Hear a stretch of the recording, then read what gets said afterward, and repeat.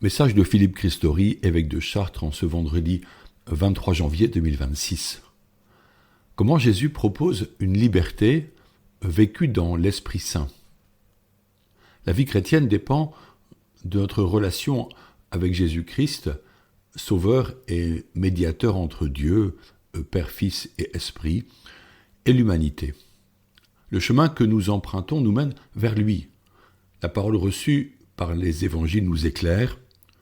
Les sacrements qu'il a institués apportent grâce et réconfort pour avancer avec persévérance, alors que nous constatons aisément nos limites et nos fragilités. Comment connaître Jésus-Christ ? Lors du baptême de Jésus, Jean le Baptiste dit par 2 fois « Je ne le connaissais pas », alors qu'ils sont cousins. Pourtant Jean-Baptiste, lorsqu'il vit l'Esprit Saint descendre sur Jésus sous l'apparence d'une colombe, fut capable de le reconnaître et de dire « C'est vraiment lui, le Fils de Dieu ».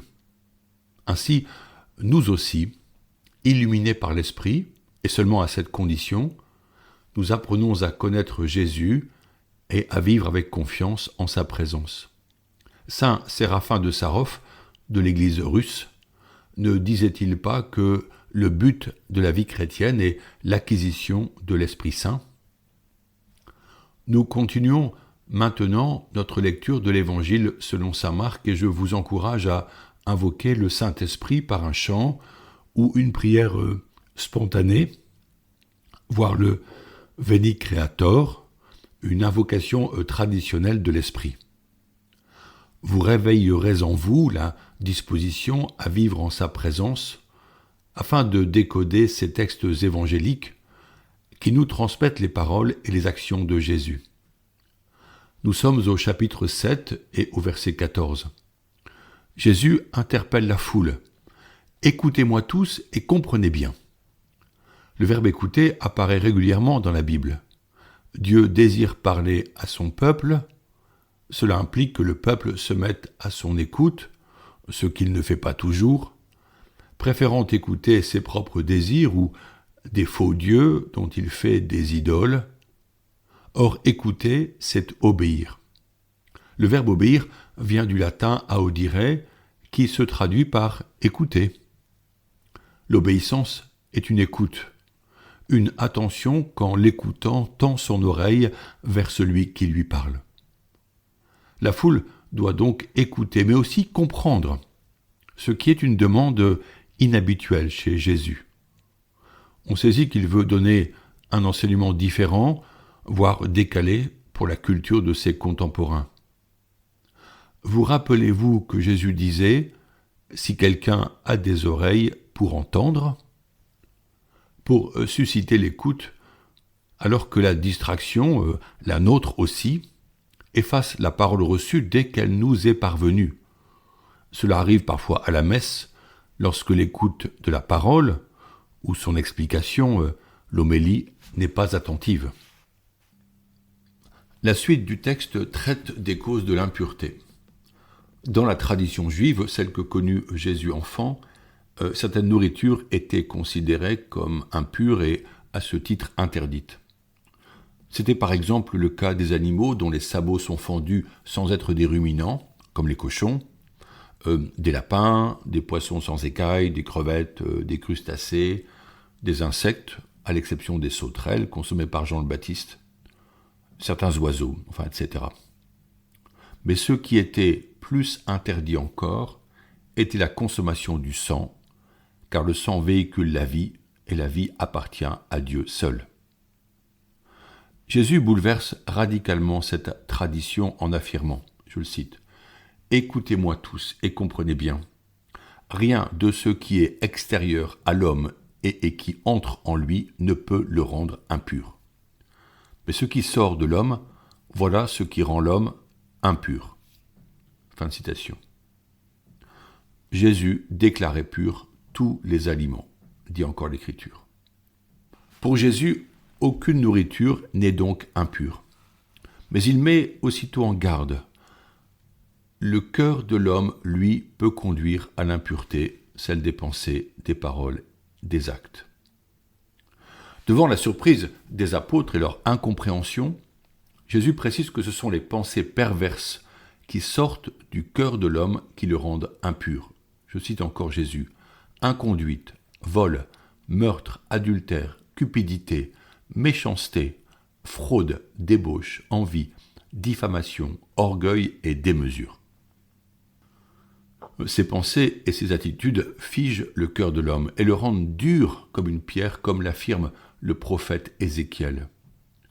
Nous le savons bien, notre cœur peut être insensible à la charité, aux besoins des autres, se refermer sur lui-même comme Caïn qui dit à Dieu « Qu'ai-je à faire de mon frère ?» celui-là même qu'il vient de tuer, Abel.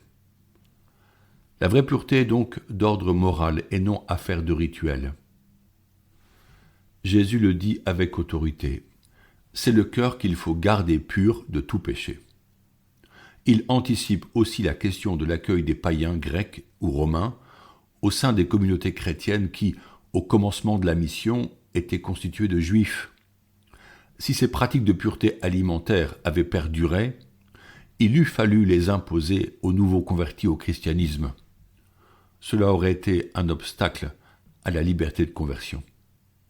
Au sein de la jeune Église, ce sujet demeurera encore, car cette liberté qui plaisait aux païens devenus chrétiens choquait les chrétiens venus du judaïsme. Saint Pierre fit un songe dans lequel il résistait à Dieu qui lui proposait des viandes d'animaux sauvages à manger, quadrupèdes, oiseaux et reptiles. Et Dieu lui dit « Pourquoi appelles-tu impur ce que je rends pur ?» Nous verrons que même si l'enseignement de Jésus est limpide, les disciples auront plus tard une discussion difficile au sujet des viandes sacrifiées aux idoles romaines, car on pouvait y voir une participation au sacrifice cultuel païen. En réalité, comme chrétiens, nous avons une merveilleuse liberté. Nous ne sommes plus liés à ces interdits sur la nourriture. Mais cette liberté a un prix élevé. Elle demande que nous engagions notre intelligence et notre volonté pour rechercher le bien et l'accomplir avec un cœur aimant. C'est l'amour qui est au sommet de l'agir humain, qui détermine sa raison et constitue sa motivation. Cela dit aussi combien la vocation du chrétien est grande, car elle vise à retrouver la ressemblance d'avec Dieu que nous avons perdue depuis le péché des origines et que le baptême et les sacrements nous permettent d'atteindre peu à peu. Notre vocation baptismale n'est donc pas la pureté, même si celle-ci est louable, mais la sainteté. Il s'agit de se donner à Dieu en Jésus-Christ pour que ce soit lui qui occupe notre espace intérieur. Il vient demeurer en nous, nous propose de demeurer en lui, ce qui nécessite que notre maison intérieure soit libérée des scories du péché. Cela engage notre volonté, nous demande patience et persévérance. Mais nous avons des maîtres parmi les saints. Leur vie nous inspire et nous montre que le chemin de la sainteté est accessible.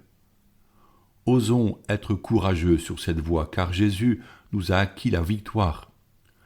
Détournons-nous des idoles et des désirs mauvais pour entreprendre ce bel itinéraire dans l'écoute de Jésus avec l'assurance que l'Esprit nous procure les dons nécessaires. Je vous propose de prier ensemble pour la paix, pour les victimes de la répression en Iran, pour les peuples affligés par la pauvreté, pour les chrétiens victimes de persécution. Nous prions cette semaine tout spécialement pour l'unité des chrétiens, tous frères par un seul baptême, une seule foi, en un seul Dieu et Père.